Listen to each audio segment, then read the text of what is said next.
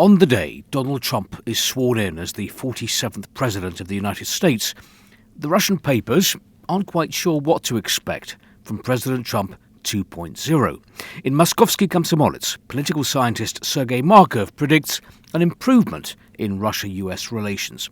We can expect him to vent his anger on our enemies, not on us.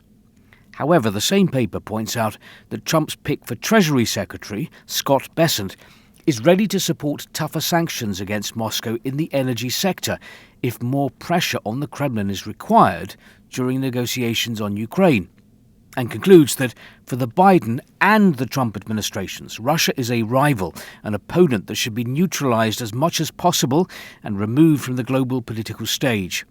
There are, of course, many differences between the departing and incoming US presidents, and it is these differences that make compromise on Ukraine and other issues of European security possible in principle. But the paper also advises don't bargain on peace, friendship and bubblegum.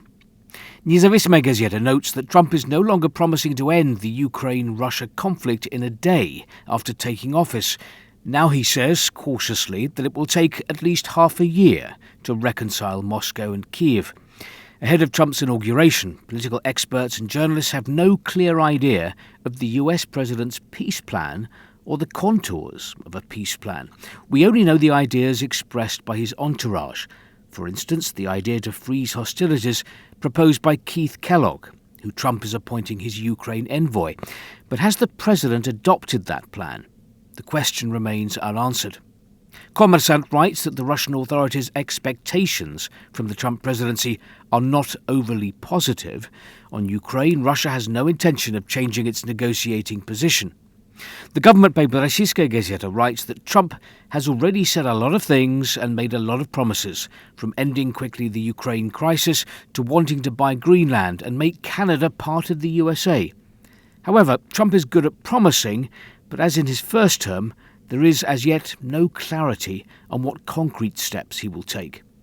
Komsomolskaya Pravda asks a variety of Russians, what are you expecting from President Trump? Former speed skater Svetlana Zhurova, now a Russian MP, replies, I expect him to fulfill his promises. Last time he made lots of promises, but didn't keep them.